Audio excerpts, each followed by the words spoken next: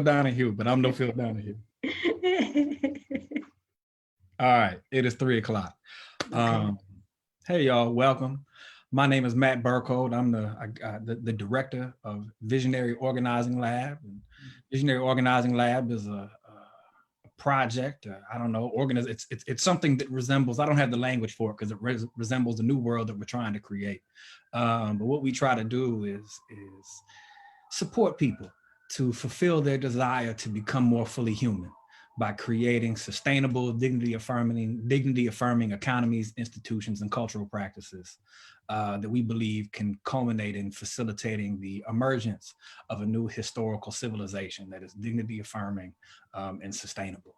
And today, this is the second installment of our conversation series, Changing Ourselves to Change the World, which is a transformative conversation series that aims to take this deep moment of isolation and desperation and crisis, and for many folks, depression, grief, and stimulate and build a little bit of community to the extent that we're able to, and try to stimulate some transformative thought and ways of being so that we might come to understand this moment of crisis as an opportunity for us to all become more fully human and potentially create something in the wake or out of the ashes of it, if you will. And today we're joined by my good sister, Adela Nieves Martinez, who is quickly becoming one of my favorite people. I met Adela, it might be 10 years ago, when I was living in New York. She was living in Detroit, and Detroit was the site of the 2010 U.S. Social Forum. And I was doing, I could call it organizing. I was tabling, let's not make it more glamorous than it was. I was manning a table at the Left Forum and maybe a few other places in New York. And I remember yelling at people that passed from the world's greatest city to the world's most important city, come to the U.S., come from New York to Detroit for the 2010 Social Forum. Nice. I met Adela in play, physically, either at the Social Forum or at a conference in Detroit a few years later. And I remember being struck by the quality of hugs she gave me upon meeting me physically. And so Adela has occupied a warm place in my heart since then. And she attended a workshop the Visionary Organizing Lab did last year, and we began a dialogue. And Adela is on board for the work and does incredible work. And so I'm very, very happy that you've agreed to sit down with me today and share your gifts with Visionary Organizing Lab. And I had, before we begin the talk, I want to share something about why I know Adela is perfect for today's conversation. Because as we were preparing, to go live and the technological stuff, she says to me, I don't want to sound like somebody who has everything all figured out. I just want to be who I am. And I'm paraphrasing, I don't have the quote exactly, so I don't want to put words in your mouth, but I think that covers it. And so welcome, Adela. Thanks again for sitting down with us. Welcome everybody who's on the feed. If you were here with the conversation we had with Sterling a few weeks ago, welcome back. If you're here for the first time, welcome home. So with that, let's get the show started. Adela, I want to ask you to tell me about who you are and what's important to you. Let me first thank you for inviting me to be here with you and to share this space. And for whoever got you here, thank you too. And everyone else who's joining us and sharing space with us, thank you for being here. And to those who brought you here. Word up. Okay, a bit about me. So this always feels like a complex question, because there's many things I can say, but I'll list some identities and then what my spirit feels like. There you go. Okay, and so I'm a person born in the in-between.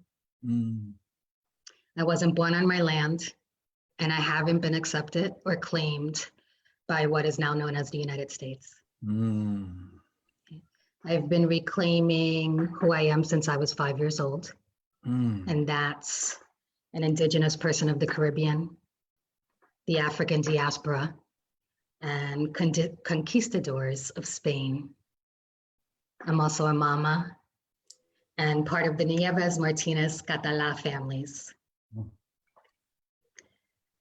My spirit is a bridge called love. And I am one of the carriers of the wisdom of the heart. And we are tasked with teaching by example and accepting responsibility for planting seeds of love back on the earth and in all our relations. That's a big task and one that I haven't always done well, and don't always do well, but I keep trying. I keep trying. I dig it. Thank you for sharing all that. You struck me with something when you said you've been reclaiming who you are since 5. Mm-hmm. Can you tell me what that means? What can you say a little bit more about that, please? Whew. It's a bit of a story. You have time? We got 2 hours. Okay.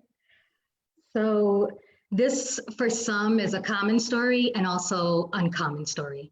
So I know a lot of folks who can hear their own stories within this one. Mm-hmm. So let me share a little bit more. What I mean is that my family was disconnected from their culture and their practices when my mother and her siblings were put in boarding school. And I don't want that to be confused with the residential schools that separated Indigenous and First Nations families from each other. But there are similarities.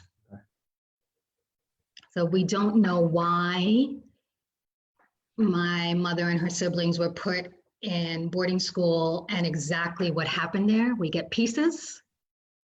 My mother was 4. But what I do know is that most of it wasn't good. And we can go into what's not good another day. Yeah. But I'll tell you what my mother took from it. Please.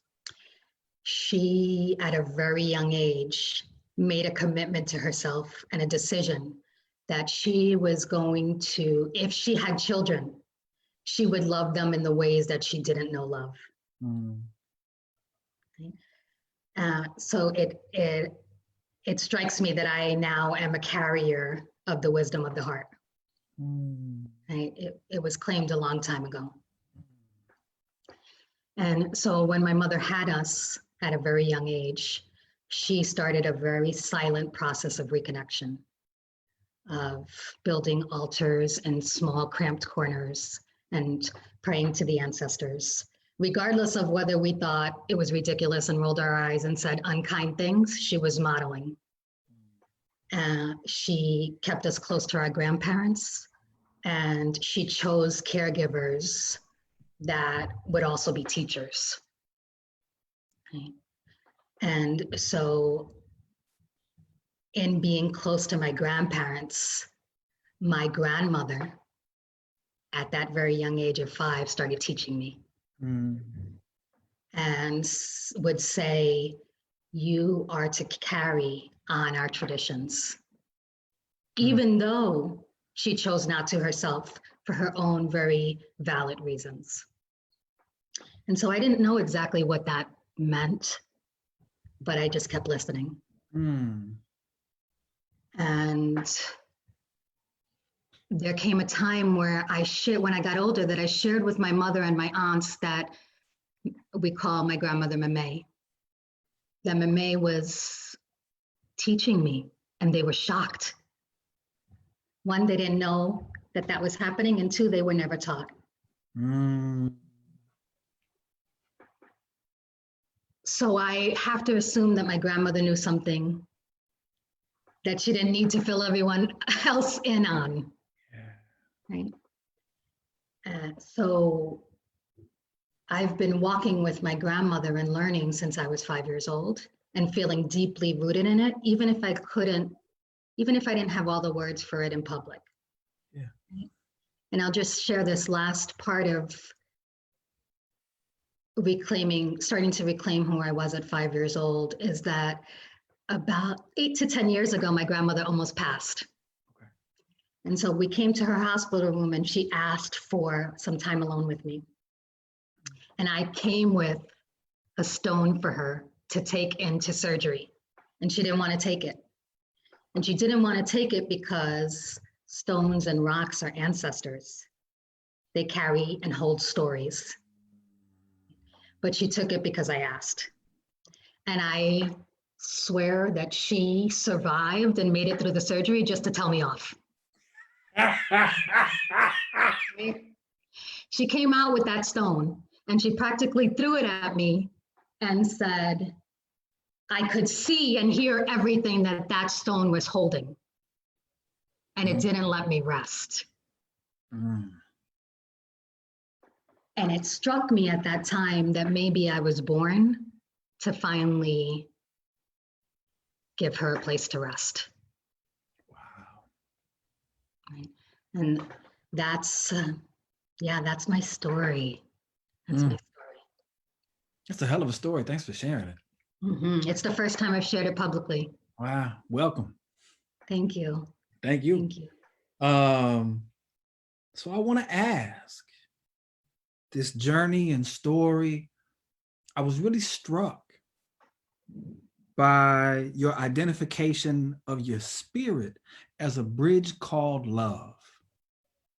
And then this wonderful journey and story with your grandmother, with Mame. And I want to ask, as you reflect on this journey of reclaiming yourself since 5, what stands out to you as things that you hold as really important to yourself?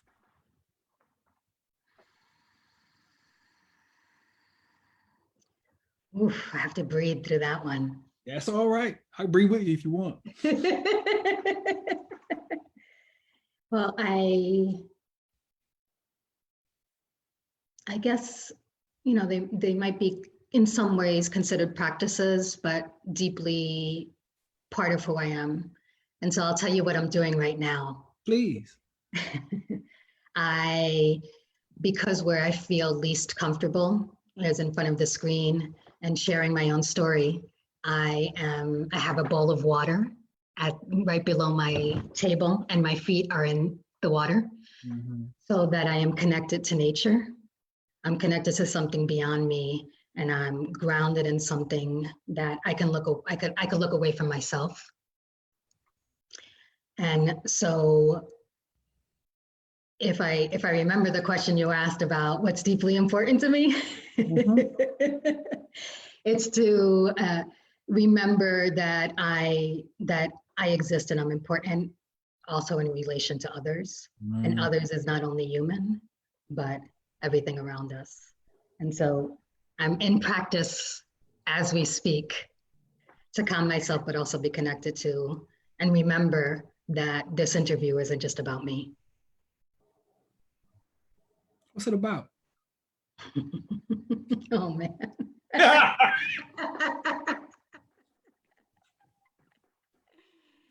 Yeah.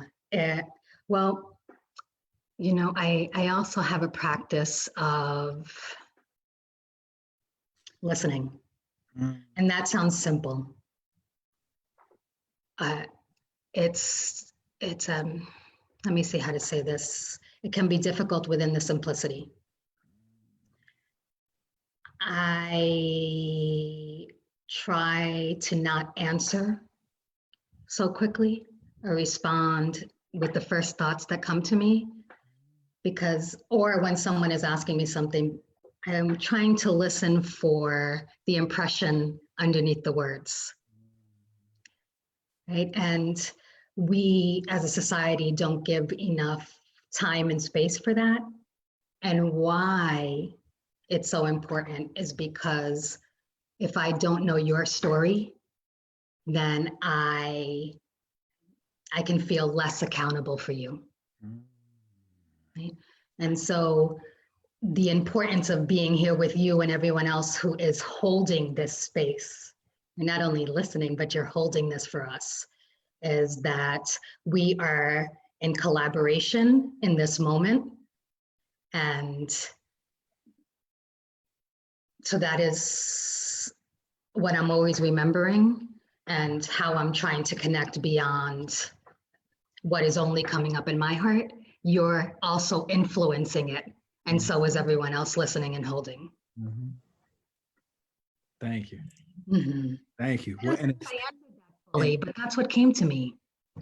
Adela, what strikes me is that, what I hear you saying, you talk about, you talked about, what's important.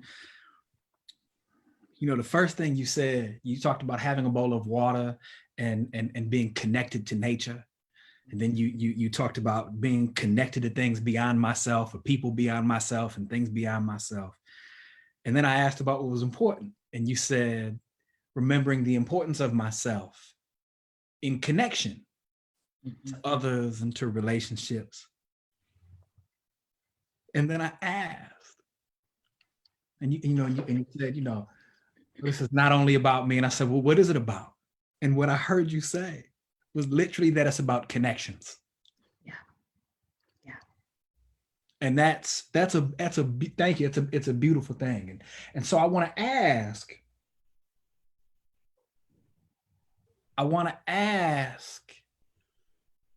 you've talked about your grandmother. And I get the sense, but I don't want to assume anything, that she played a contributing role to you understanding the importance of connections. Mm-hmm. Are there other folks who played a role in influencing how important you believe connections are? Oh, that's a really good question. The first story that comes up for me is Shay Howell from the Bach Center. Let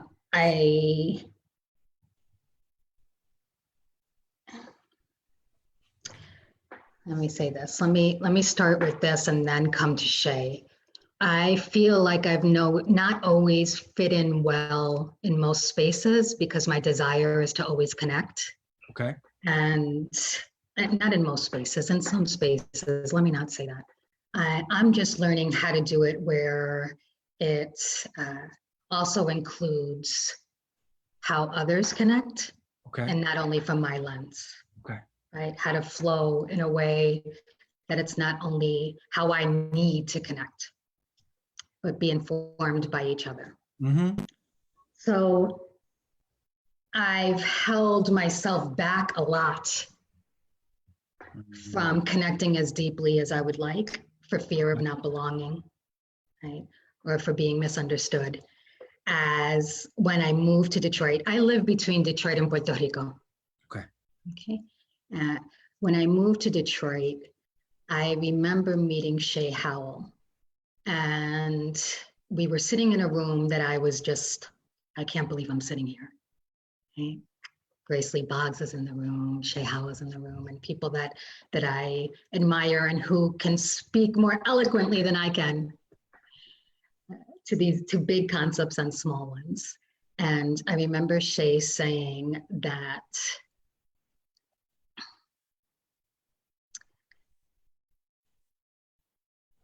in order for us to be in this work, we have to be in relationship. And relationship takes time. It's long term. So this room was just a moment in that time, right? And just feeling like, oh my goodness, someone is speaking the language of my heart. And Detroit just kind of became the place, one of the places where if I hadn't left the East Coast and come out of my own comfort zone, I wouldn't have been able to grow and evolve as much because it was like Detroit grew me into adulthood. It helped me understand relationship and connection and coming back to the land and standing in who we are without minimizing the other, right? Without creating another's story as the pedestal, that we all come with something. Mm-hmm. And so I hope that everyone can find their Detroit. Yeah. You know? Yeah. Can I ask? And I feel the same way, perdón, I feel the same way about Puerto Rico, but in a different context. Okay. I want to ask you, because you just shared something that I think is very important, that feels and seems very significant. When you said that you started by talking about Shay Howell as somebody who influenced your understanding of how important connections and or relationships were. And then you went from Shay and talked about a whole city. Mm-hmm. Can you say a bit about what it was or what it is about Detroit that facilitated, that influenced you to recognize or emphasize the importance of connections? Mm-hmm. Well, you know, I know that you've heard, Matt, but I don't know if others on the call have, about Detroit being a city that's made a way out of no way. Mm-hmm. Right? And it was when I came, an 85% Black city, with a strong pocket of Latinx folks and Arab. And so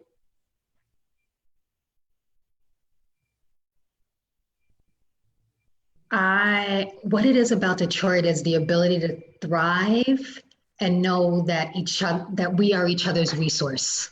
Mm-hmm. Right? And it may not be financial, it may not be lavish houses and the things that we see on television, right? But that Detroit understood indigeneity. Mm. In Detroit organically, like I said, with each other and amongst each other, and when invited in, right? It's not to say that you can just step into Detroit and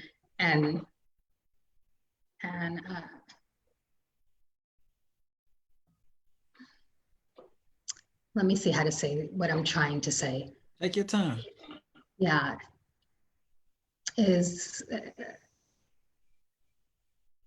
Detroit needed to learn to trust me too. Mm. Right? And so it was a learn and learn, right? That I was learning from Detroit, right? That I was understanding about what it meant to come into space, to share community with folks who have been protecting, holding, and guiding this land for generations. Yeah. And it was that we are resource to each other, Yeah. and we don't take each other for granted. So if you come here to extract, then we are not of each other. But if you come here to lend and be in symbiosis, then you're welcome. Yeah. And so folks say that Detroit is a hard place to come to and live in and exist in if you're not listening. Mm. And there were times I wasn't. Mm. I dig it. I dig it. My partner and I used to spend a fair amount of time in Detroit. And the phrase that she would often use to describe the city was that it was a city of conversations. Mm-hmm. Say it. Because it was a place where we could literally walk down the street and strike up whole conversations with 2 or 3 people just sitting on a porch.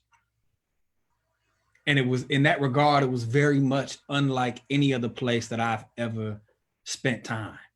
And so I can see in that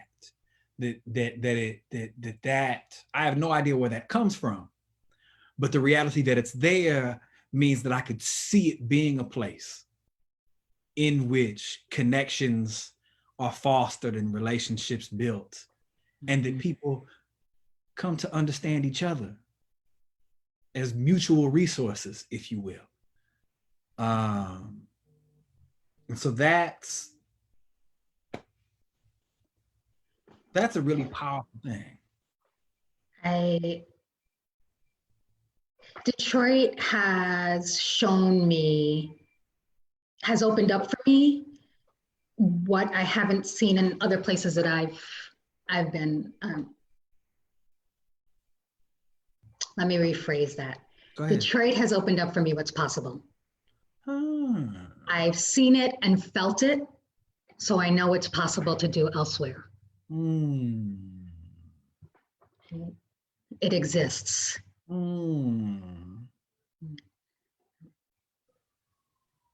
Yeah. Thank you for that, Adela. You've provided a profound segue into. I need some water. Got it. Into the next question, and I think in part this notion that Detroit has shown you what's possible. I want to talk a bit about what's possible, but I also want to push us to talk and think about what's possible in a larger context. And so if you don't mind, I want to read a passage from one of the women you named, Grace Lee Boggs, her husband, her and Jimmy. And I could just pose the question, but I don't want to. Because I think that in part, it's important to me that Grace often posed the question, what time is it on the clock of the world? It's easy, it's a very exciting question. I want us to understand that question in the context of the tradition from which it comes. And so I think that in part, as you were talking about Detroit and the city that makes a way out of no way, her and her husband, Jimmy, they were of Detroit. And so I want to, and I think that in the longer context of where they rooted this question, I think it might give us a fruitful landscape on which to imagine what's possible and to root what you've seen as what's possible in Detroit. So if you don't mind, I'll read a couple paragraphs and please, we'll work it out. Thank you. So this is from their 1974 book, Revolution and Evolution in the 20th Century. And I'm reading from the chapter 8, A Unique Stage in Human Development, that begins on page 168. And so they write, what time is it on the clock of the world? Is it just 8:30 p.m. on the evening of July 4, 1973? What is time? Is it just the measurement of the distance traveled by the hands of a gigantic clock? How do we estimate time in terms of the evolution and development of humanity? Whenever you are dealing with living organisms, and especially with human beings, the most important thing is to see them in terms of their development, which can only be evaluated over a period of time. People develop slowly as they struggle to resolve internal contradictions, making choices, seeking to avoid misery and achieve happiness. We are all changing all the time, and our development never takes place in a straight line. Every one of us advances in a certain direction. Then we find ourselves confronted with unanticipated contradictions or obstacles.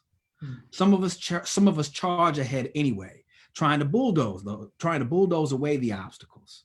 Others stop to reflect. Some of us drift backwards. But whether we drift backwards, charge ahead, or stop to reflect, eventually we must confront reality again in its new form. Then we have the opportunity to make another choice as to which way to go and to begin anew the process of struggle, which is the only way that anything or anyone advances.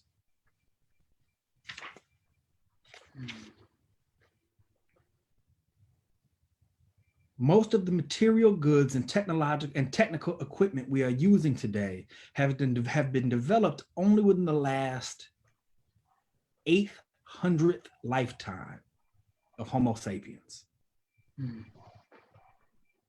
Let the clock face of 60 minutes represent 3,000 years, the period that human beings have had access to writing systems. On that basis, each minute would represent 50 years.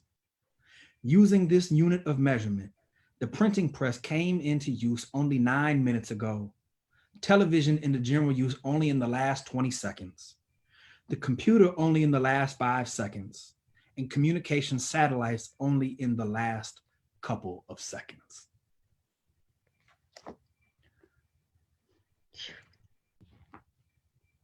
And so I want to ask two things. One, are there any reflections on those passages that you want to share? Any questions you want to raise? And two, regarding human development, the development of us as a species, how do you understand what time it is on the clock of the world? Oh, Grace, come through me. That's a big question. It's a great question. It's a big one. And I'll say this. I don't know.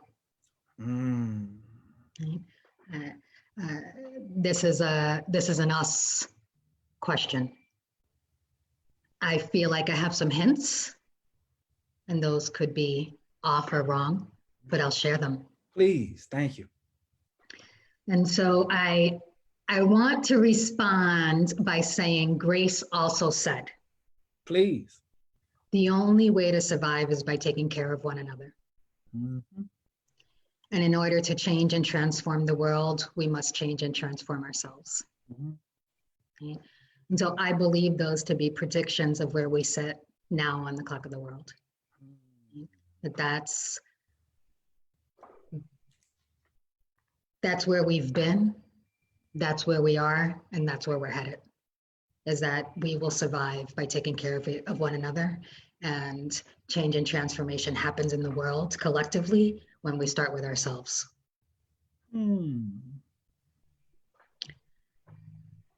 I can also share with you what some Tainos from my tradition would say this time is, and what the Anishinaabe of the Great Lakes land share as their prophecy.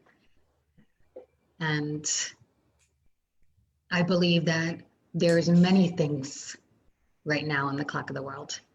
Please, yeah. But I want to share a story about Grace first. Please.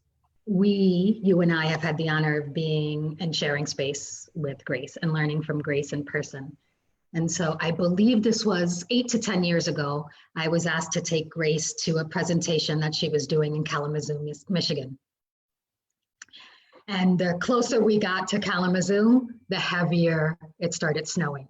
And now, I am not only influenced by my grandfather and my lineage, I am also influenced by 1980s disco and salsa. I dig it. So I was wearing some nice platform, stiletto heels. Word up. And looking cute for Grace. And so I remember thinking, oh, I don't know how I'm gonna get around in these heels, helping Grace, who's on a walker in this heavy snow. And I didn't bring other shoes. So here we are. Yeah. Okay? And so we have a number of stops to make. We have to stop here to get food. We have to stop at another place to make sure that Grace gets into the hotel. And so we make the first stop, and I go sliding around on my heels. Yeah. And I look back, and Grace is cracking up.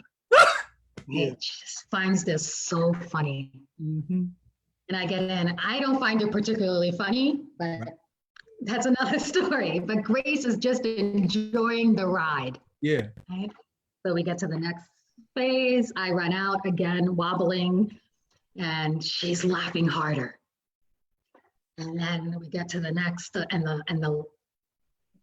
the second to last stop where I have to get her out of the car, get the bags upstairs, help her get in, get settled, then come back out and all of that. So we do that. She's laughing. She's just laughing. Get her upstairs. We all rest for a little while. I come back down, get her in the car. And by this time, she's in hysterics, like tears of just can't believe that I'm doing all of this and managing. Yeah. The strength of my DNA. So we finally get to the place. We're at the door, we're getting ready to walk in for her to sit down and do her presentation. And she turns to me and says something like, I don't remember the exact words, I wish I had recorded them. You took care of my spirit. Wow. Right? And then we went in and that was it, right?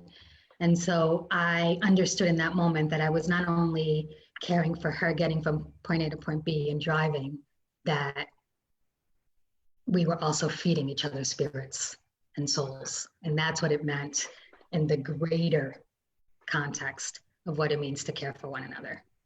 Woo. Okay.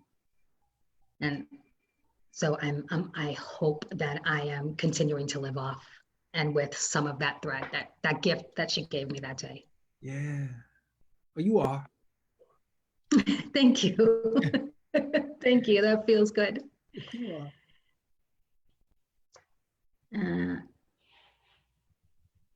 So that has where I think that's where we've always been on the clock of the world. And when you say that's where we've always been, are you saying that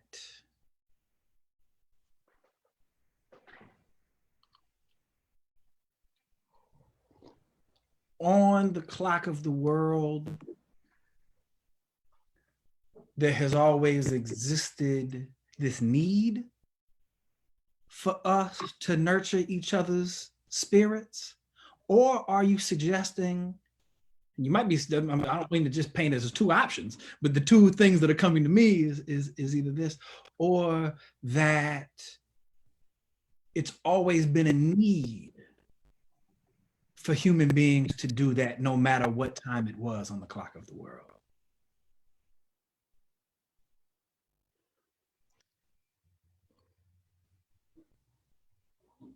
Both. Mm. Both.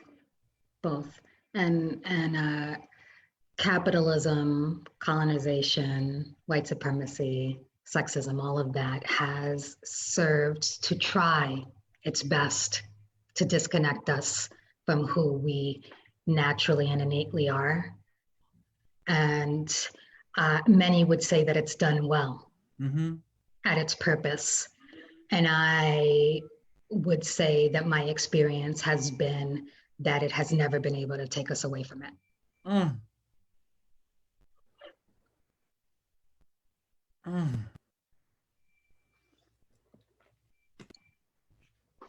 That's beautiful. And Thank you. I was having I had a couple conversations this week about,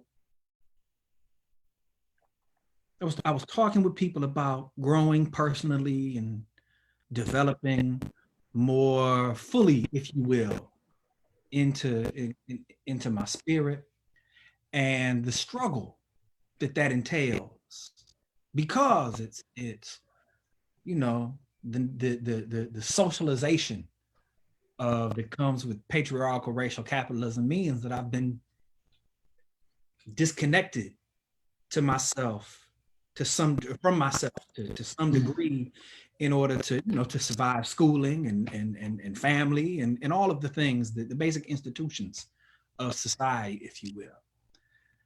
And we were able to have this conversation about growth and emphasize the fact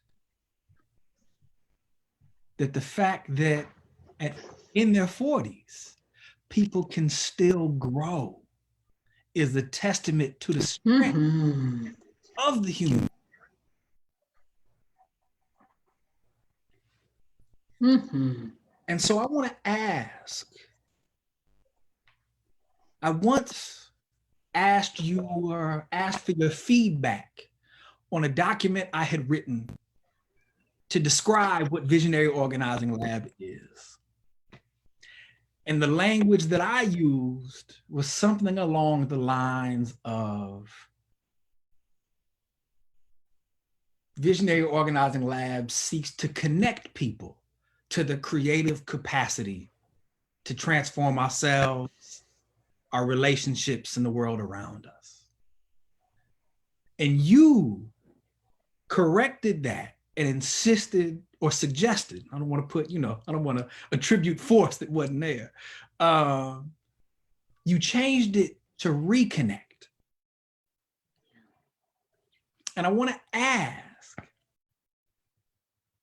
why this notion of reconnecting to our creative capacities is something you might emphasize rather than just connect to them. Mm-hmm.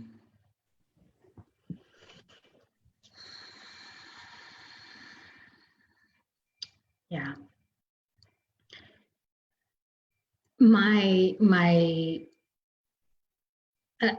I want to say this, and then I want to ask folks I want to get some feedback from folks who are listening. Yeah. I want to participate with them. But I will say that this moment may feel new, but we are not new, right? And that we've been in practice for a long time. We have over 500 years in the making. We're generations of practice, right?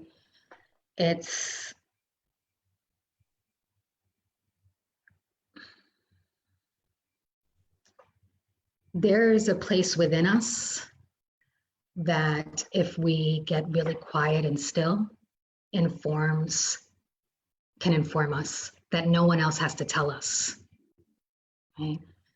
That comes from long back, from generations and ancestors, the soil, the trees, what's around us. And so I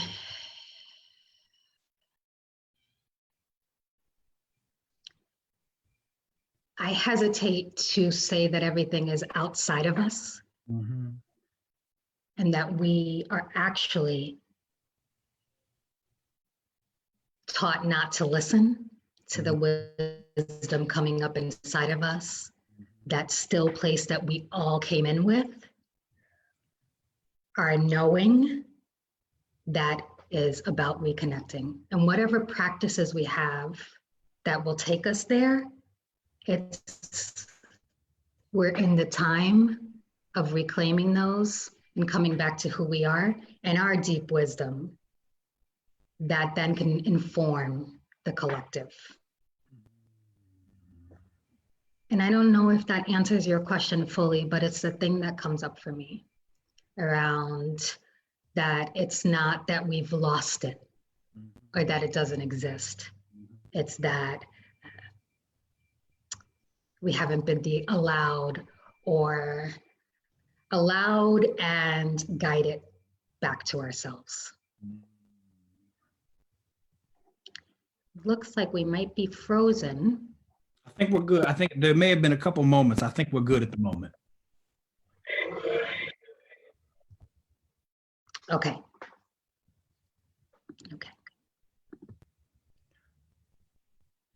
So please. I think reconnection is reconnecting back with who we are and whose we are. Can you hear me? Yeah, I got you. Okay. Okay, great. So reconnection is about reconnecting back to who we are and whose we are so that we can see and be free to hear and see the stories and the people and others. Hmm. Hmm.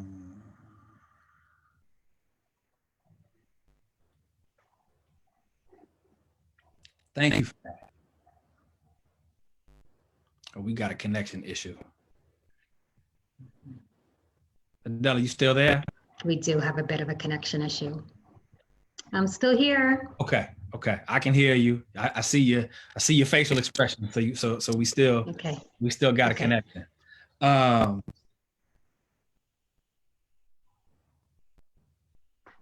want to pause there for a second. And I want to do two things. I want to thank you for that answer. Because what I hear you saying is that in the language difference between connect and reconnect, as you understand it, when we use the word reconnect,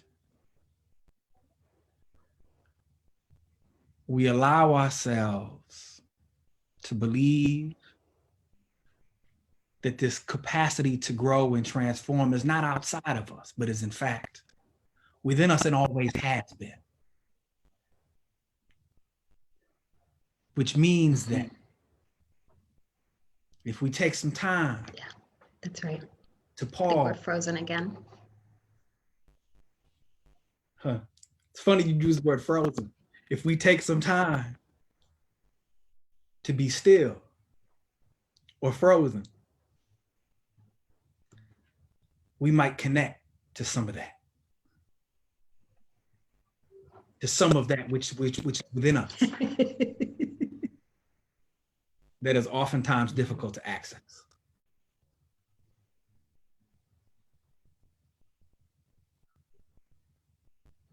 Thank you. And so I want to ask you here, because you wanted to pause and involve folks. Do you want to take a few questions from the folks? Is that what you meant by that? Other ideas? Well, I'd love to hear what people are thinking. Absolutely. Yeah, I'd love to hear what folks are thinking and what you're thinking too, Matt. I'd love to get to know you a bit. So let's do this. I'm gonna ask in folks. This process. Yeah, I'm with it. And so I'm gonna ask folks, Adela, if they have questions, to put them, to ask them in the comments.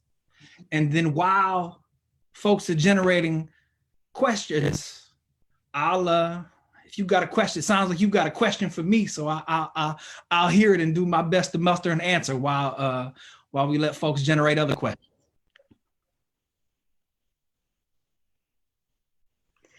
I do also want to say can you hear me? Yeah, I got you. Can you hear me? That stillness I can hear you, yeah. Okay. Okay, I'll come back to what I was going to say, but I wanted to ask you a question about where you come from and what comes through you. What message can you share about your journey or the journey of your people that is uniquely yours?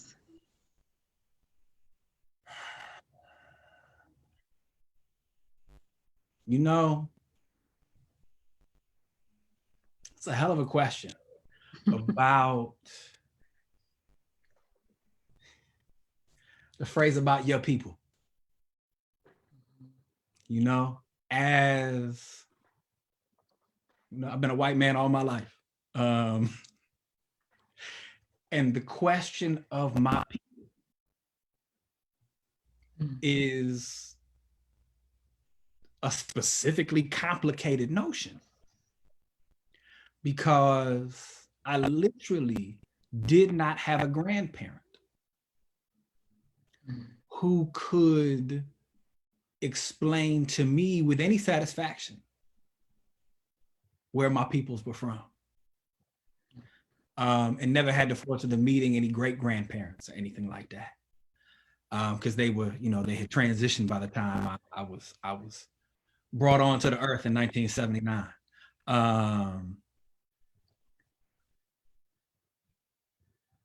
And what I can say is that I think for people who, for myself, that has at moments been more meaningful than not, that I didn't have access to where I came from. And so I do, however, so I have more, and I say that so I don't really have a sense of geographically or ethnically where I come from and what traditions might be a part of that and those people's struggles and so forth. But spiritually, I can speak to some degree about the lineage I represent. And I'll speak to my mother, who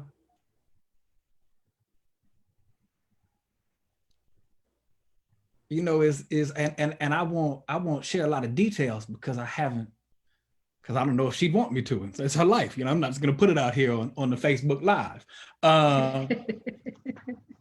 But what I will say is that my mother was a woman who,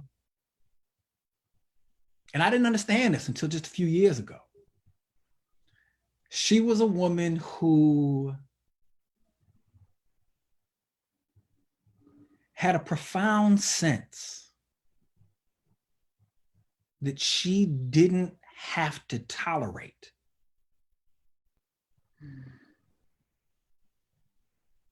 forces that were hostile to her without justification for being hostile. And so what I mean by that is, in every story my mother's ever told me about an environment or a situation where any kind of, abuse took place, my mother practiced all kinds of forms of resistance. My mother was not involved in any movements. My mother's in her 70s, so she came up in the New Left period. And, I know that she opposed the war, but she was not active in demonstrations and so forth. And she had 2 small kids and didn't feel as though she could commit herself to all that.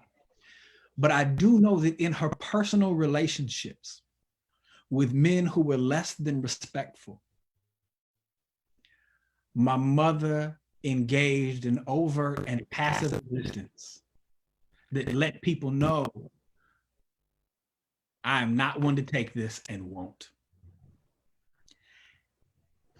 In ways that required massive amounts of courage. Massive amounts of courage and defiance of people with power over her.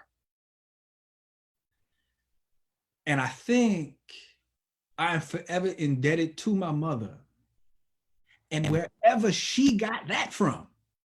Yeah, that's right. That's right. Because, and this was never communicated to me directly or explicitly. It's almost just like a circuit of spiritual transmission, if you will. As a child, I had this commitment to fairness. And when things weren't fair, you were gonna hear about it from me. And so I think, now my guess is that, that's a centuries long system of transition. My mother ain't the first person, you know what I mean? And I'm not the only recipient of it. But so I think that part of that,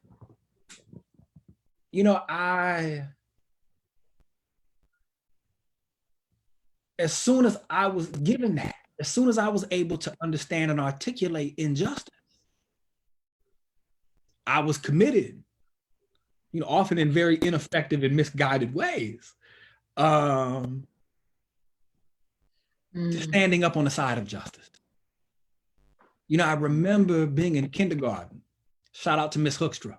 I don't know if she's still alive, but she was a phenomenal kindergarten teacher for what I remember.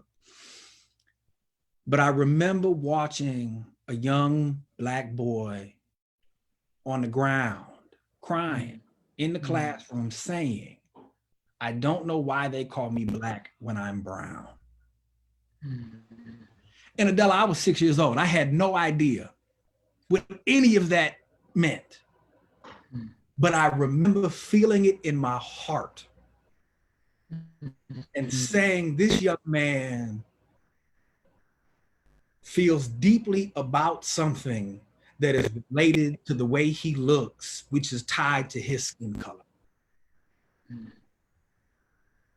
I've carried that with me for 34 years. And I think that there's a combination of, you know, my spiritual inheritance from my mother and her peoples, combined with the, you know, you mentioned Kalamazoo. I grew up in Kalamazoo at a moment of profound deindustrialization and the emergence of crack cocaine. Yeah.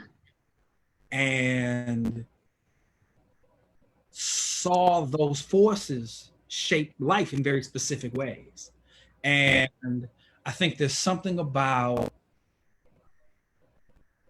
this sense of fairness and commitment to justice that created, that meant I was going to interpret the world that I was born into in ways that were specific to who I am. And amazingly, and I'm thinking about this for the very first time, my kind of commitment to fairness and justice meant that when I showed up in real ineffective or perhaps unjust ways to demonstrate my commitment to justice, maybe not at that very moment, but I was committed to learn from how I showed up in ways that were less than just. And in particular, what I mean there is, you know, in the fall of, I think, 2008, a couple women pulled me aside who had been active with me in social movement activity and said, look, you a sharp dude. You got it going on, but your relationships suck. And your relationships with women contradict everything you know and are correct about is necessary from the world, but you aren't living it. And I think that that kind of spirit of perseverance, if you will, you know, I had to commit to that. I had to commit to investigating it, which led me down a completely unanticipated path of grieving and healing, you know, from the wounds of my childhood, which then, word to you, provided me with the opportunity to reconnect to that which the system under which we live had tried to beat out of me. And in my case was awfully successful. It's still here, you know what I mean? Like it didn't kill me, but who it beat it out of me real, real good. And so the process of reconnecting and reclaiming to that, I really appreciate your notion of reconnecting because it's true to my experience. Yeah. That within me, I was this real sensitive kid in a society that didn't know what to do with that. Right. That told me that asked in response to my sensitivity, what's wrong with you? And so I believe there was something wrong with me. And that sensitivity didn't go anywhere, but it lay dormant because Right. I refused to act on it and make it visible and practice the vulnerability necessary to be that sensitive person.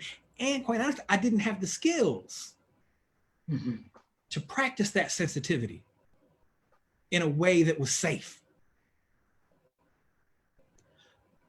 But as I developed those skills, I found that that sensitivity that had laid dormant and that I had tried so hard to run from was still there and actually became and is becoming an aspect of great strength That's right. for who I am as a human being. Welcome back. Thank you, Adela. Nice to be Welcome here. back. I'm It's so not- grateful for your share. Thank you. I'm grateful for yours. I hope that answered your question. It absolutely did. And it reminded me that there's an anthropologist, and I hope his name comes to me. I don't like quoting someone without saying their name, but it might not come to me. But there's an anthropologist who studies civilizations who no longer exist, that no longer exist, and those that have survived. Right? And what in this time we will actually need to survive. And he's not only an anthropologist, but he's a teacher, and he teaches survival skills. And he said, so gaining the tools and the skills for survival are great. But what we need most in order for this society to survive is compassion, kindness, and generosity, right? Those are the tools. Those are the skills in order for us to come through whatever this time is, this time of awakening. So Adela, As the Tainos would say. The Tainos would say a time of awakening. Yeah, that we are in a Boinael. What does that mean? That's what it's called. Oh, time. So, yeah, let me explain it to you. Now, I don't want to speak for all Tainos. Yeah. I'm speaking from the lens that I come from. Thank you. Excuse me. Take your time. I'm a little dry. Got it. You've been talking a lot. You got every right to be dry. Thank you. So what a Boinael is a cosmic egg. We're in a cosmic egg right now. It's also considered water, an element. And it represents the awakening of all humanity. It's the union of all genders. Right? And it's the beginning from where everything else evolves. And so there's some of us, right? Or one of our teachings is that we are in the Boinael right now, in the beginning of where everything else evolves, the sacred awakening, the awakening of all humanity. And now, what were you gonna say? I'm just gonna say that it's beautiful. But I didn't want to interrupt you. I didn't want to interrupt you. No, I was just going to follow that up with now we all may have different roles within that, right? And different ways that this society functions and has functioned for different peoples in our recognition of that, right? And yet, if we are in the time of a Boinael, we are in a time of the Great Awakening. Now, if I want to make sure, I want to make room for any kind of technological errors or connection issues that may have happened. And I want to ask, okay. I want to make sure that I and others heard you correctly. You described it as an awakening of all humanity. and a time from which it's a time of great awakening in which the new is ahead of us. Mm-hmm. And that right now is where everything will evolve from. Everything will evolve from, and that. Here's what I heard you say. There are some of us who have different roles to play in this process of a forward evolution. And there are two things that are significant to me. One, you also said the unity of all, the coming together of all genders. And Right. what I hear implied in much of what you said is that no matter what your experience in the time before this moment, you have a contribution to make toward the new. And that might look very different for a number of reasons. That's right. But there's a contribution to be made by everyone.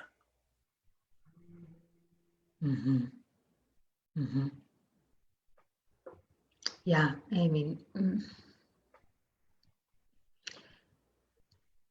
there's one thread that keeps coming up for me around that there are many of us who have not been cared for in life. So we don't trust or expect to be cared for in death. Okay.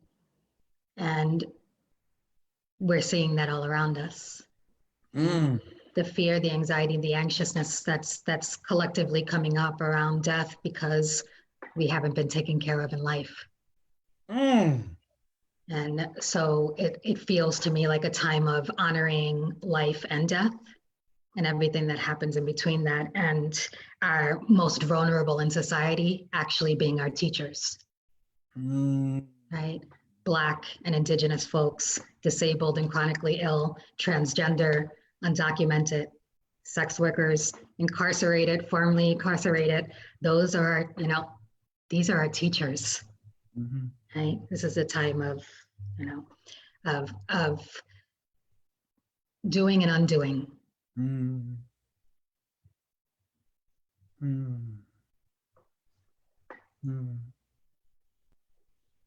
that list that I just shared of our greatest teachers, that is, but the words that I just shared were Amita Sawadin just recently put that out as some of our greatest teachers, and I want to give her credit for that.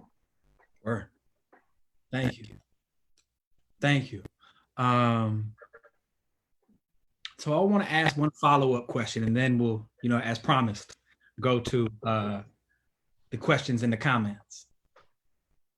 And you may not have any insight into it, which is absolutely fine, but it's a question that came up for me. And I want to know if you have any insight into how we might come to understand what roles we have to play and contributions we have to make.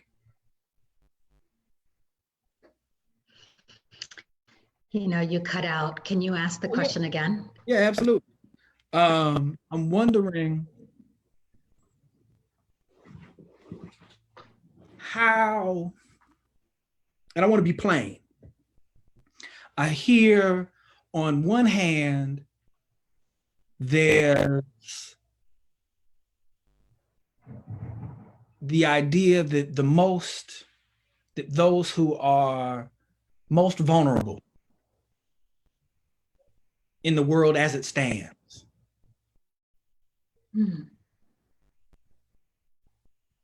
are our teachers.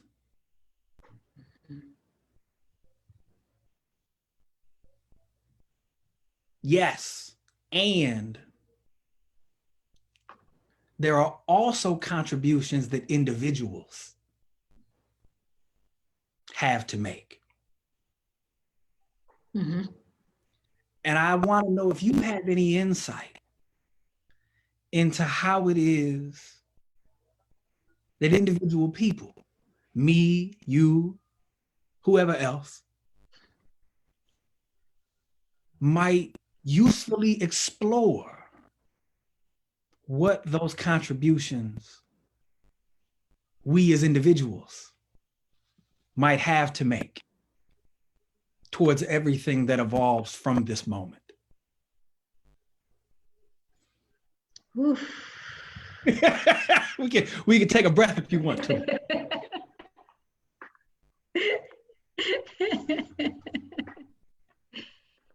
You know, I want to again start with the I don't know. Yeah. And and understand that when I'm talking about our greatest teachers that are all around us, which are the majority, that so many have already been living the solutions. Mm. It's not like all of a sudden we have to invent a whole new way of living and being when there's what's possible and how folks have been able to exist and thrive in relationship to each other. Those are examples all around us. Right? It's actually learning to be learning and developing a practice of seeing, hearing, and paying attention.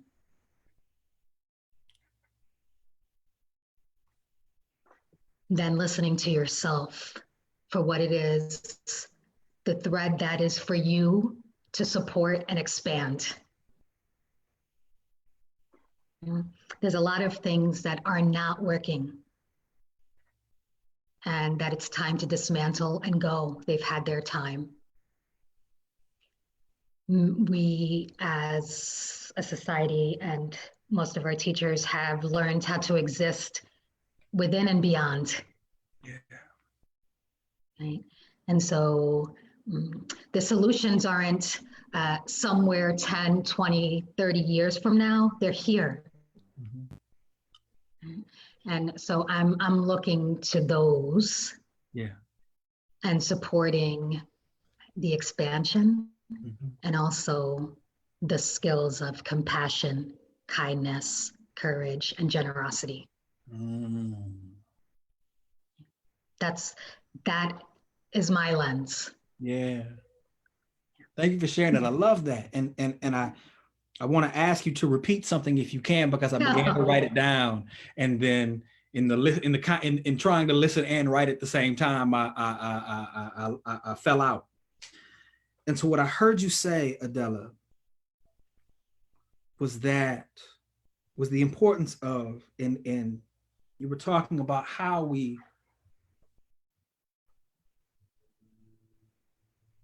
I'm searching for the word, how we, I'm going to say, connect to solutions and lessons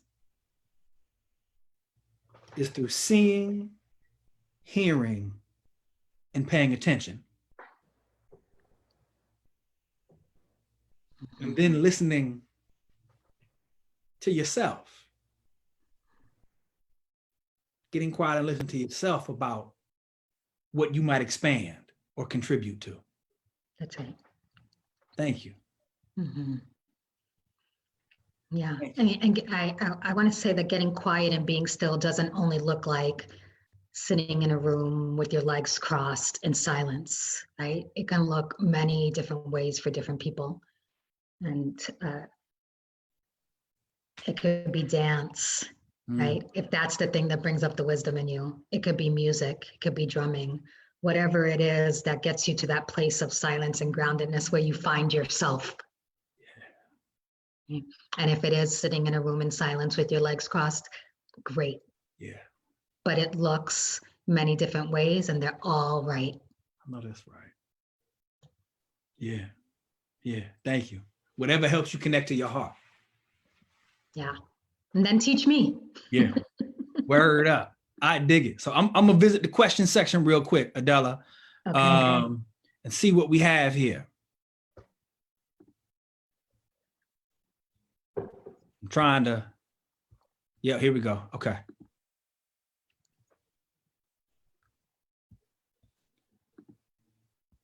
Okay. So I'm going to the top. Oh, those are the first ones, I think. I want to ask if there are questions. Adela, Rob Yanagita has asked if you're referring to Jared Diamond. I assume as the anthropologist. He just asked that's the first question I've seen here. Thank you, Rob. It's so good to have you here. I don't think it is. I'm gonna look for who it is and put the name and say the name. Okay.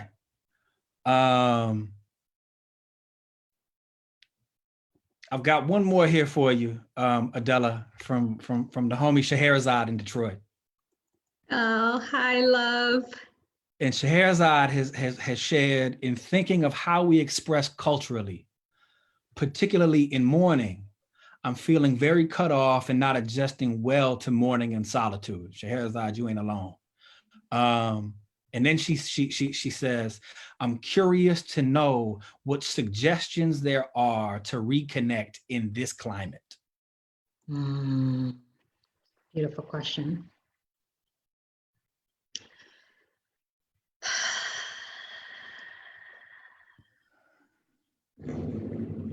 Excuse me, the lowriders in my neighborhood have started. It's that time. Yeah.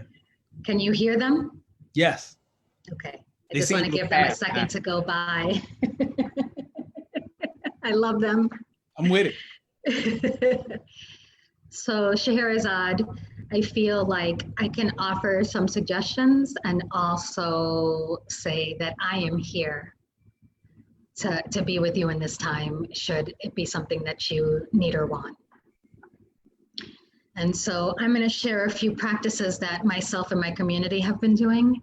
And it's going to show up for each person differently and their communities differently, but take from it what might work for you and see if you could develop it in your way.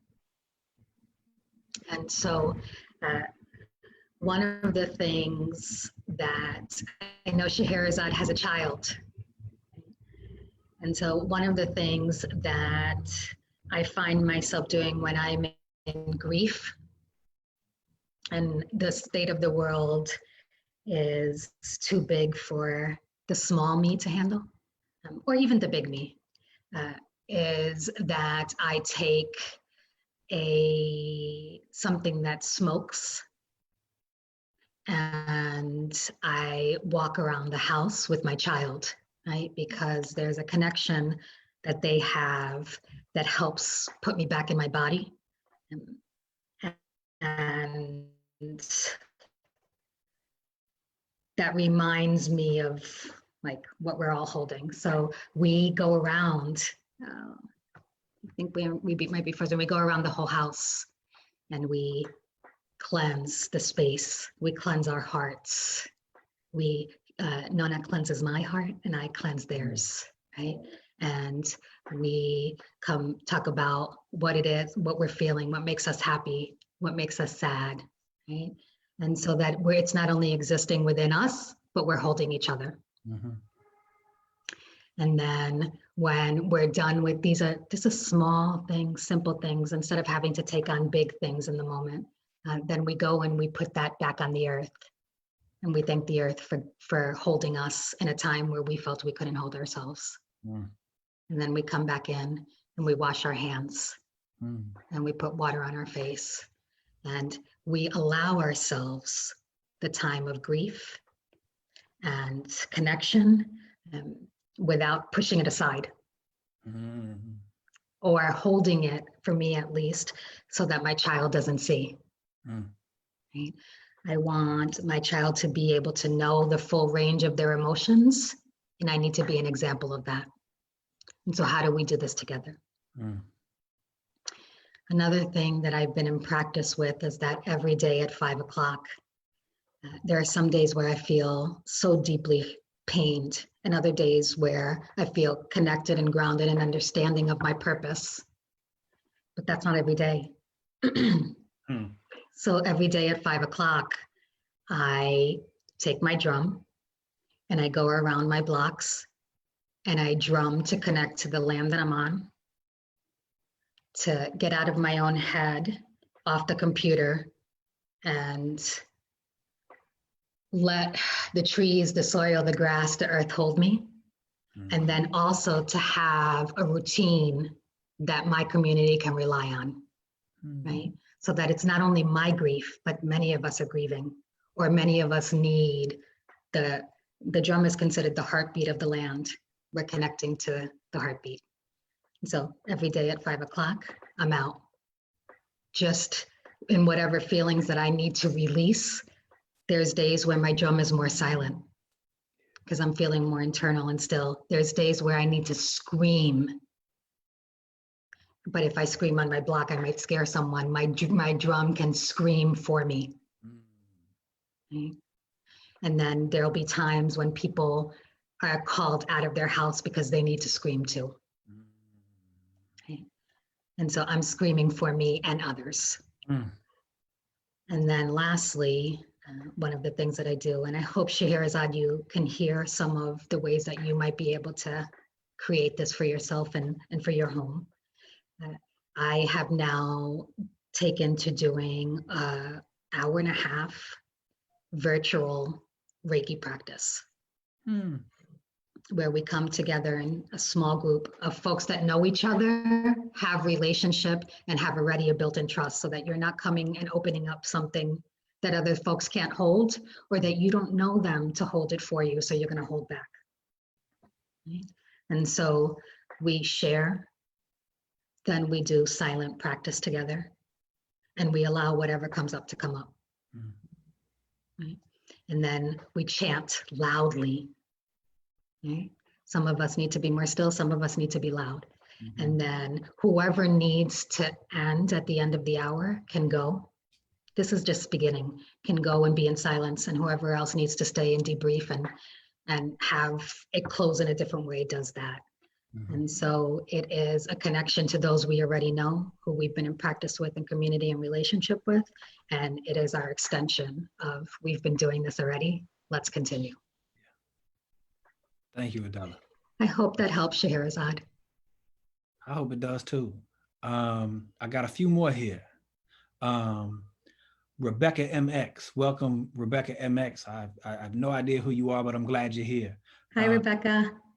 And they have written, makes me think of, quote, how can we become closer to this inner stillness during quarantining, end quote, especially when it's forcing us to sit with ourselves and all the emotions we come with, good and bad. I'll read that once more because I don't know if I read it very effectively. Makes me think of how we can become closer to this inner stillness during quarantining, especially when it's forcing us to sit with ourselves and all the emotions we come with, good and bad. Is Rebecca asking about how to come to that stillness? I think that's the sense I get. Yeah, Rebecca, I'll share some of the things that I've done, and hopefully it'll open up something for you. Thank you for that question. So I learned from my mother. I'm in Detroit, and I know space in Detroit in a different way than I knew growing up. Okay, we grew up in very small quarters where we did the best we could with the space that we had. And so learning from that about what it means to create, to separate your spaces, right? That your workspace is not your sleeping space, is not your meditative space, is not your bathing space, even in small, small places. So my mom would, find a small corner and put an altar. And at a certain time, that was her time to go to that corner and release and cry. And I remember her crying and just letting out what it is, whatever she was sharing whatever she needed to come out in that small corner. So it's not, I remember that it's not just about space. So what I've done is, in this time where we can't leave the house, I've created my small corners of, now it's time for me to get up from the couch or the computer, and I am going to be still with myself and let whatever emotion needs to come up. And it's in a small, very simple space with a rug, some flowers, some candles, and it is simply mine. And so for us, lighting candles is a sign of inviting ancestors in to help guide us. And so I light a candle to say, I can't do this alone. Help me feel, help me, whatever it is that I need in the moment. And then I go into it.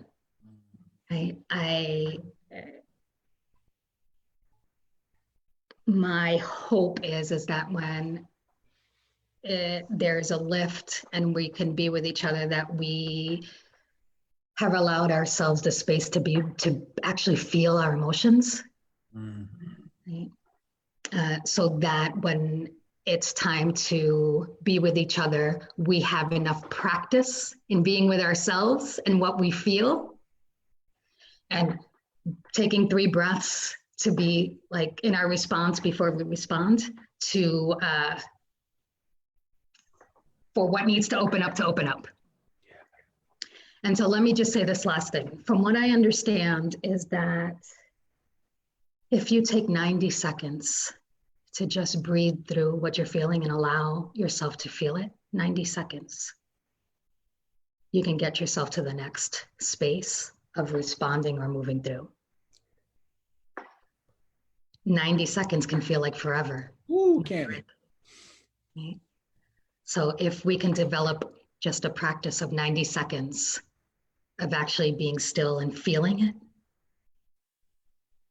we might be able to come through to what it is that our own solutions are and our own needs are.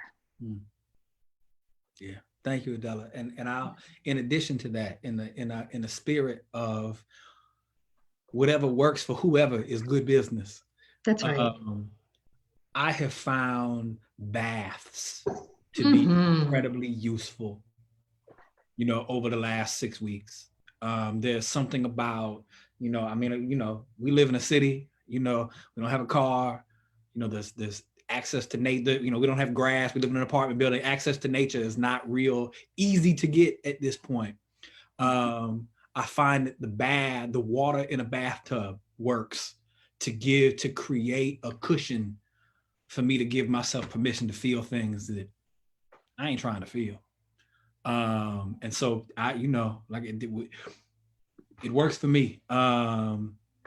So Adela, Scheherazade has said, I love this. Thank you so much. And Rebecca MX has said yes and added that thank you for sharing. Grateful to share space with both of you and all of those on. Rebecca, on my behalf, that is reciprocated. Thank you. Thank you, Rebecca and Scheherazade. It's my honor. And Asha Mohammed Noor has shared that they are currently burning frankincense, Adela, and that they love the practices you're sharing. We've got another question here. Can I respond to Asha very quickly and also say that, respond to you, Matt, about when I am nervous or I don't feel confident about what I'm stepping into or or if I need to present or just be in a space that doesn't feel comfortable to me, I will go to the bathroom and just put my hands in water. If you don't have access to a bath, what is the element that calls to you? Is it water? Is it soil? Is it grass? I was just with Healing by Choice, the group that I work with, we were just interviewed for a podcast, La Cura, and the interviewer asked about, there are folks who have no space for a moment to breathe. And that's real. It's real. So can you take a moment with the earth, with Mother Nature? Can you step in grass? Can you put your hands in water? Can you hug a tree? A tree will tell you something. A tree will tell you something if you ask. Yeah. And so if you have 30 seconds, what will you do with it? That matters and gets you to the next moment. And then to Asha about the frankincense, I love frankincense. I use frankincense when I need to step into my grace and grandeur. And you already have that, but I love the reminder of frankincense as something to lift up your back. Thank you, Adela.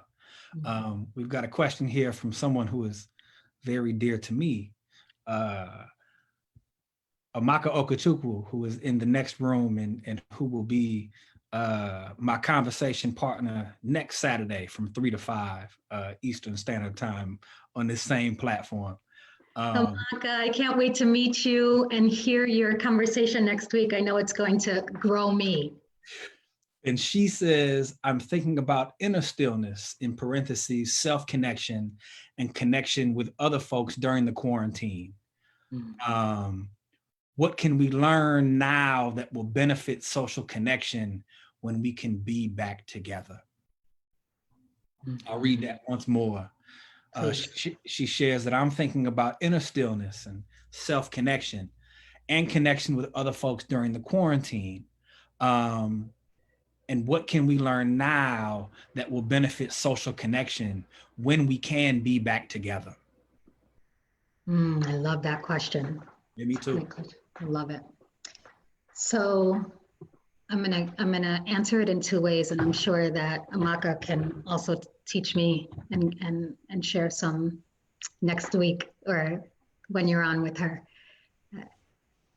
One is that healing by choice, again, the collaborative that I work with is posting online all of the simple things that we do in our daily lives that we would not consider sharing with anyone because we would not think that they matter or that they have any value or that they're boring or that they're just mine. And we're getting the most response from these than we've ever gotten from anything about the simple things that we're doing in life to stay connected to ourselves and others. And those are the things that I feel like can very easily be transferred into daily lives with each other, that it's not about creating bigger things, but simplifying. Right? And that having your feet in a bowl of water, right, with lavender in it, might be the thing that you need in your next meeting with each other. Or how you opened up your virtual meeting in this time and the care and time you took for this moment, that may also transfer to how we be with each other in the future, instead of rolling just right back into what it is and the ways we were doing it before, if they were not helpful. Right? If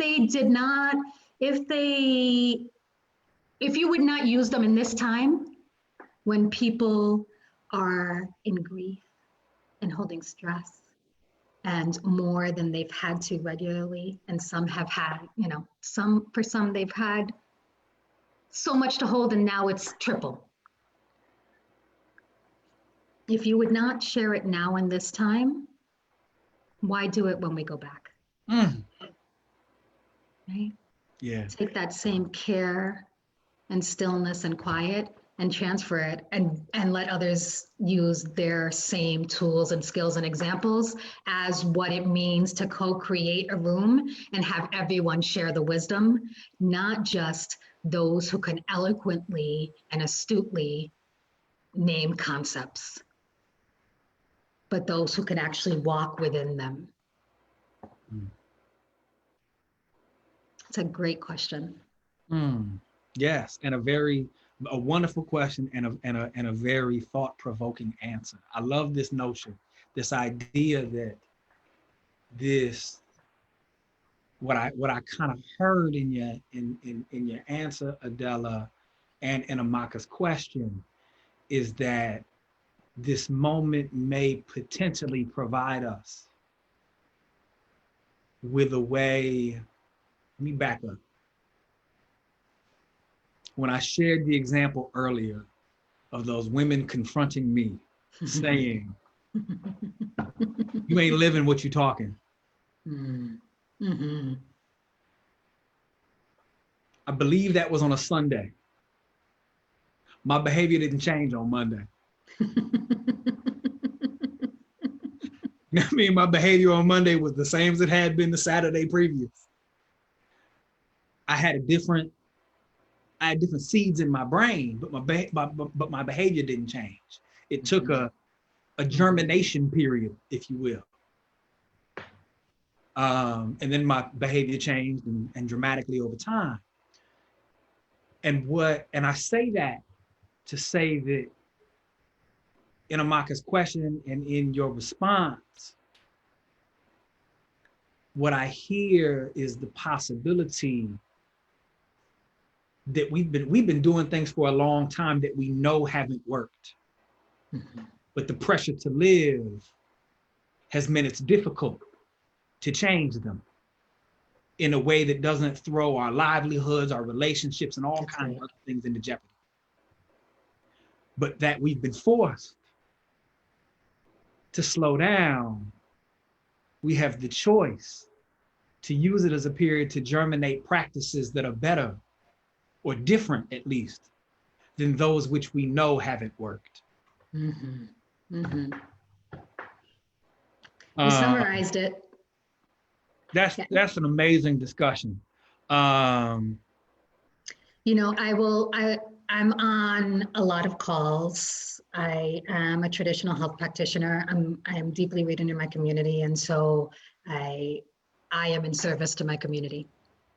And so I'm on a lot of calls and talking about a lot in this moment. And one of the things that keeps coming up is that the tools that I developed before this time aren't necessarily working.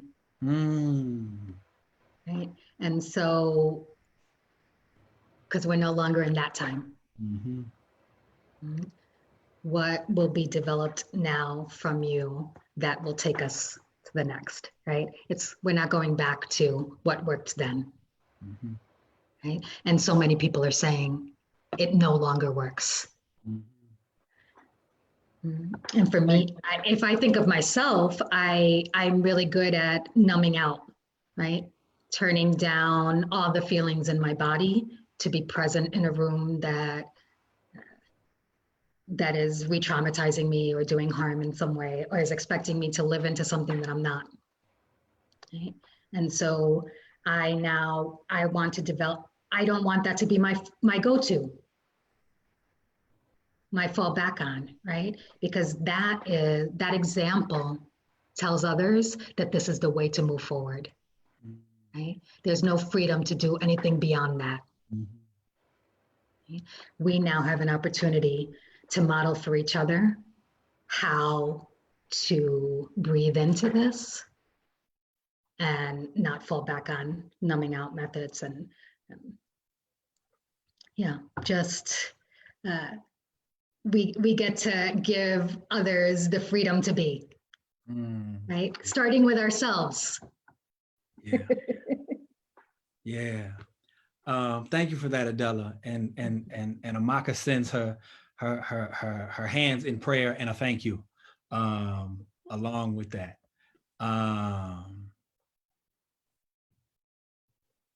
And so I want to ask something else.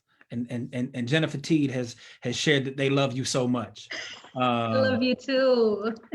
And there are lots of people enjoying the conversation. There are 27 people here with us at the moment. Thank you for being here. I wanna. You've talked a lot.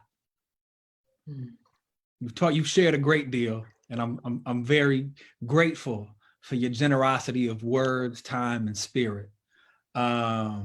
So, I have two more questions for you. Okay. If you're cool with them, I'll ask them. I will also give you the opportunity to ask me some questions, you know, in the sake of preserving your energy, because I know that you have a rest of the day to carry on with after this conversation. And a lovely toddler. Yes, that involves children. So I want to respect your energy level. So I want to ask you a question. Please. I want to let Rob know that the anthropologist, I believe he's an anthropologist, is Chris Begley, Begley. Thank you for sending me back to get that. And yeah, so my question is, when you think about your partner, Mm-hmm. what is it about her that lights you up? Mm. Yeah, I love that question. There are so many things. Adela, this morning, I don't know, before this, I was in the kitchen making lunch. And Amaka was watching The Watchmen on television. And there was a scene, and I'm proud of myself for calling it The Watchmen, because I have a tendency to call it The Watchtower, because I'm just terrible with names. And there was a scene, I don't know what it was, but I was watching her face, and she sat here like this in astonishment. And I think that one of the things that is really endearing to me is how excited Amaka gets in the midst of really good artistic production. Yes. And I'll add this, and I mean that, like, watching her engage and be excited with that is there's something about her spirit that comes alive in the midst of that. That's just a beautiful thing to see. And also, Amaka has a commitment to facing and acknowledging hard truths, accepting them,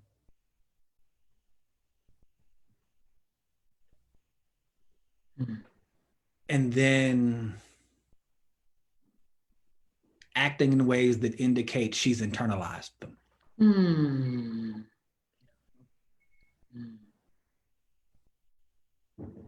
And that, I love that, because I found that one of the most important, whether it's spiritual, intellectual, emotional, political, social, whatever the context, accepting things exactly as they are in a moment, and then making a choice on how I'm going to respond. That act of accepting things that I don't like is so empowering. Not because it's like, oh, this is how it is, and I let it I let it, you know, roll over me or act as a steamroller, but like, oh, when I accept it, I give myself the space and time to say, oh, that's what that is. And I don't have to be a victim to it. I can engage, or I can navigate with wisdom. Right. And to have a partner who, I have no idea if she would frame it that way. I don't even know if the way that I'm framing it would make sense to her. She might think I'm completely wrong, and that's okay. But to be able to engage with a partner who has that ability and commitment to accept is amazing. I can see that. I could see and feel that.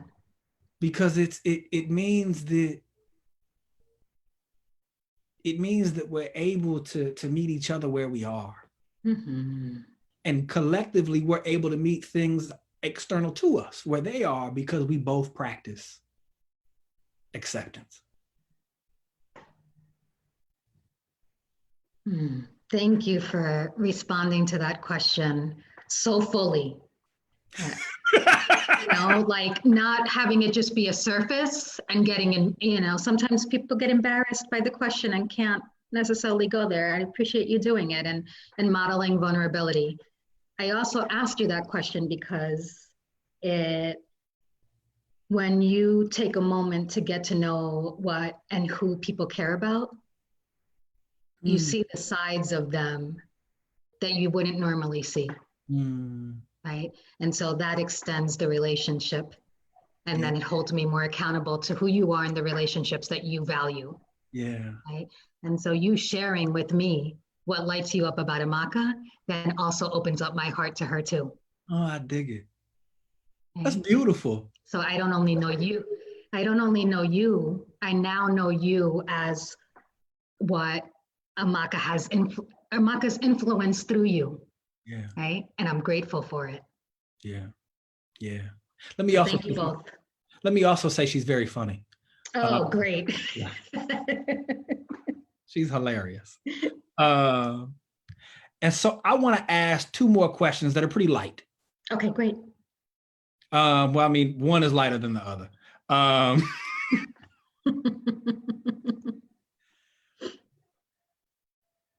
want to ask two things. I want to know, I want you to tell us about healing by choice. Okay. And I want to know if you can tell us what healing means. Oh, oof. Like I said, one is lighter than the other. Okay, let's see. Sorry, my computer got strange for a second. And I'm also stalling.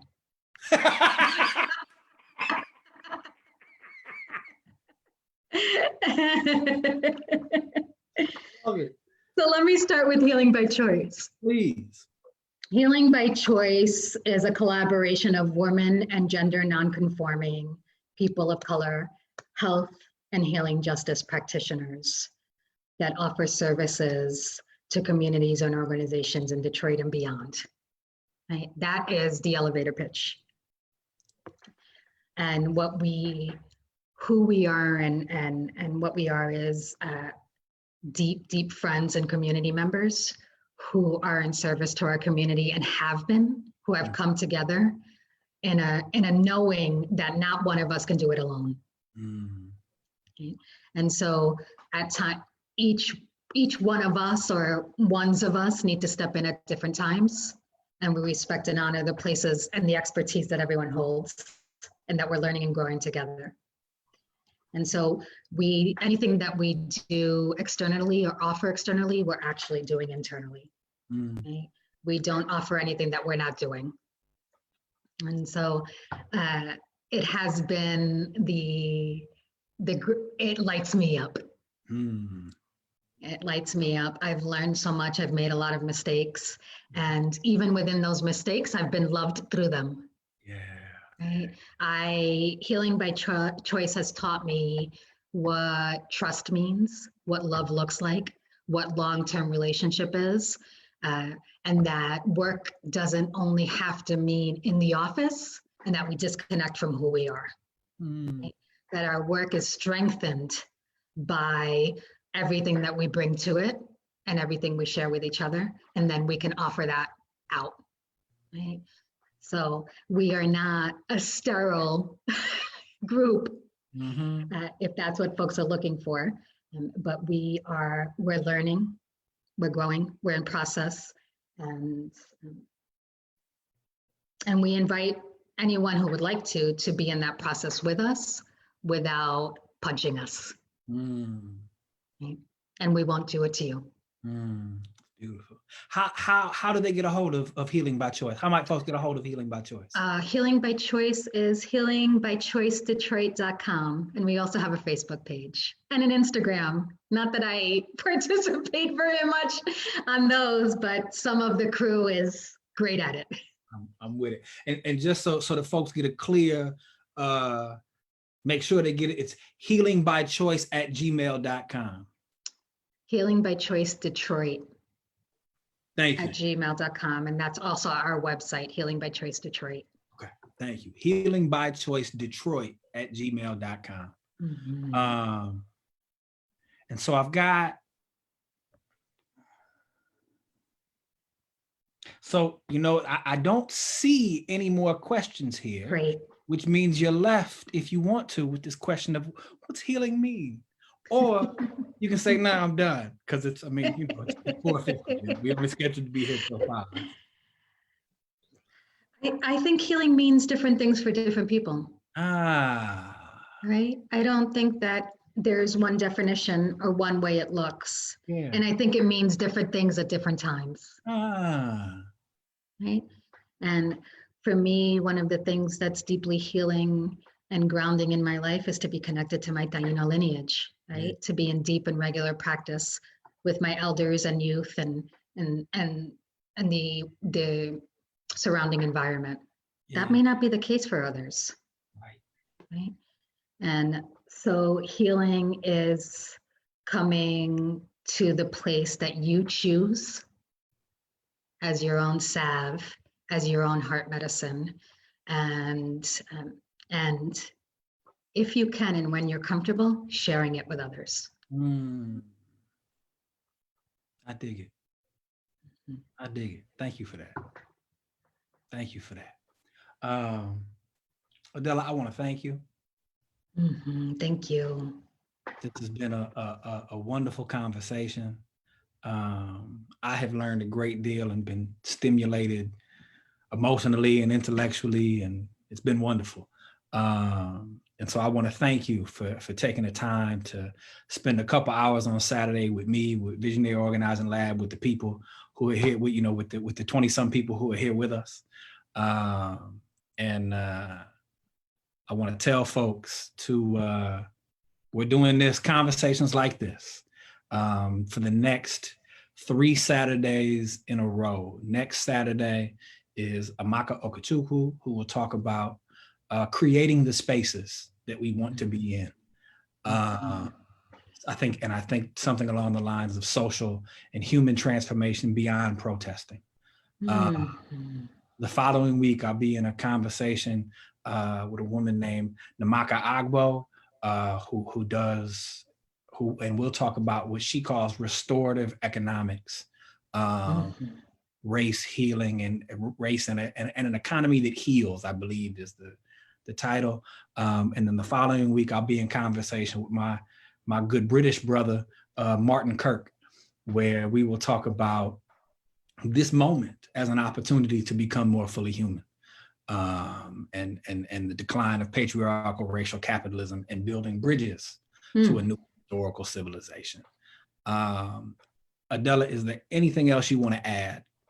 I just want to thank you for this invitation. Thank you for stepping into your gifts and making visible others who need to be visible, right? And guiding. I'm excited to listen to all of those and participate with them. Thank you for everyone who came and collaborated with us on this. It is my absolute pleasure to have spent this 2 hours together, and go off and be your amazing selves. I know that's right. I know that. And may I add one thing? Yes. Adela, I want to thank you. And I say this, I want folks to know that Adela is real with this. If you don't know Adela is real with this. And her just saying, thanking me for sharing my gifts, triggered this, because we had done she had sat in a visionary, she had participated in a Visionary Organizing Lab workshop. And on the break, she gave me a book of incense matches and thanked me for sharing my gifts. And it was a phrase that hit me at the right time, because it was something I carried henceforth as just a very, very useful way to eliminate pressure